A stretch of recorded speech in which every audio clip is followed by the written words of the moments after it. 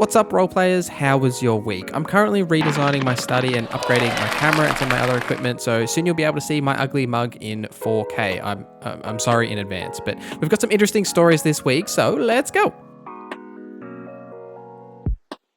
Firstly, Dying Light 2 Stay Human is getting a new Game Plus update and a new patch. Update 1.30 is now live for Dying Light 2, primarily adding New Game Plus. Quote, New Game Plus allows players to revisit the city, keep the progression from their first playthrough, skills, items, and weapons, with the exception of the Night Runner tools, relive the story, and make different decisions this time around, with a new scaling, harder difficulty, and great bonuses. Those bonuses include new inhibitors to collect so you can upgrade your health and stamina even more, and a new weapon rarity and legendary weapons to find as well. So if you weren't happy with the story decisions you made the first time around, now you can jump back in and redo them all over again. Xbox and Bethesda announced their E3, or E3 doesn't really exist anymore, rest in peace E3, but their showcase will be happening at the usual Xbox time of June 12th at 10 a.m. PT time, or for Australians like me, that is 3 a.m. the day after. So I will absolutely be getting up at 3 a.m. to watch this conference. I am a sucker for E3 conferences, especially the big ones like Xbox and Bethesda, and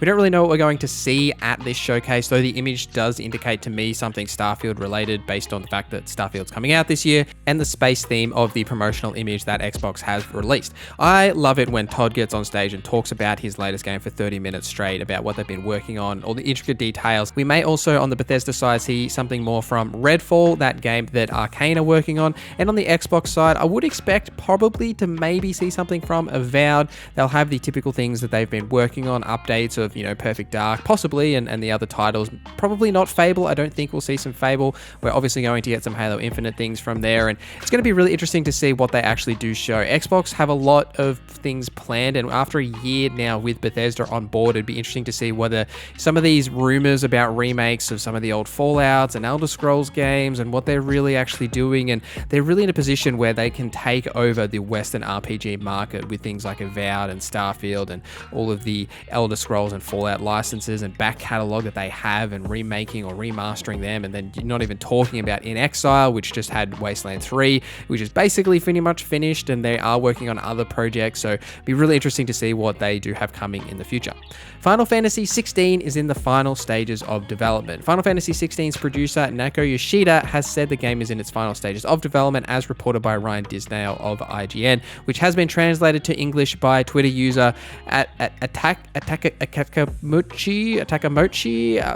We'll rock with that. I nailed it, guys. I nailed it. Let's not talk about it. Quote, Yoshida added that he thinks the game story, which is obviously a very different experience from Final Fantasy XIV Online, which he also produces, is a fleshed out experience that will bring older fans back, end quote. Presently, we don't really know much about the game other than the reveal trailer, but I'd expect to see more of Final Fantasy XVI sometime this year, possibly even around that June mark. PlayStation is probably where we're going to see it at whatever their next showcase is, whether they do that in June or around that period. I would probably expect to see something on Final Fantasy XVI there, and we are poised for an update on God of War as well, so something around that, maybe Final Fantasy XVI will appear there at those kind of showcases.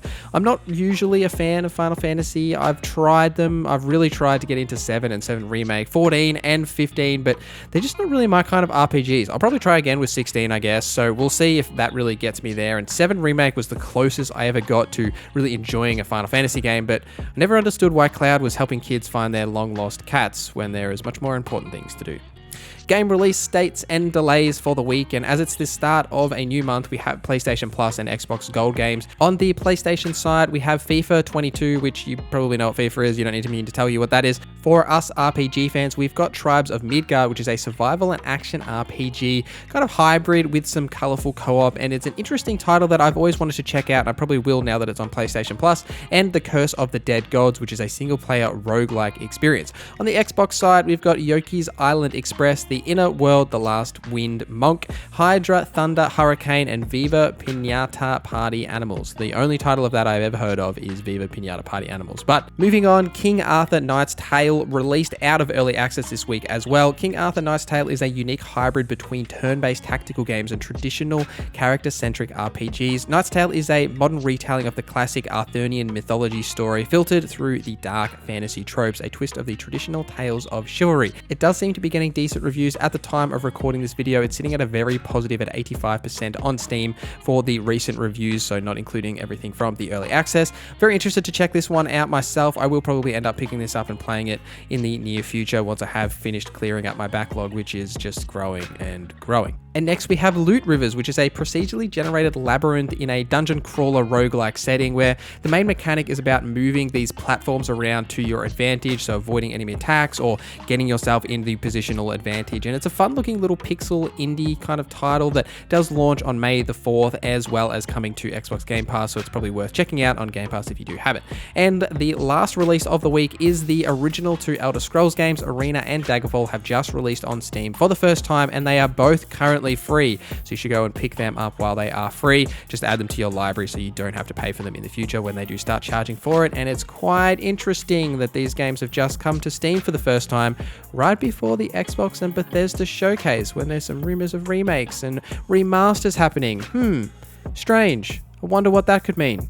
Anyway, the game of the week for this week is Bloodborne on PC. Well, not really. It's Thymesia, which is an indie game that has that similar kind of Bloodborne aesthetic to it. It is a Souls-like with a plague weapon mechanic, which seems quite interesting. There is currently a demo out for free that you can pick up, and the game does launch on the 10th of August this year. The free demo is out now, so you can just pick it up and give it a crack to see if it's something that you may like. And I have picked it up, and it's quite interesting. The plague mechanic is fun. I would like to maybe see it develop a little bit more into just being a single attack, but the combat is pretty fast-paced and fun. I would like it to be a little bit more punchy, but definitely go and check out the demo for free. All it costs you is a little bit of time, and it's well worth checking out just to see if it is something that you do like. And that's all of our news for this week. This is the second week we've done our RPG Roundup, and again, let me know in the comments anything you would like me to change for this format. If you want me to continue it, stop doing it. I'm really interested in your feedback and to see how this series develops and what we do in the future, so please let me know if you would like me to add sections, remove sections, talk about things differently. Absolutely would love to hear your feedback. Thank you for watching this video till the end. Thank you to our members for supporting the channel. My name is Norzza, and I hope you have a great day.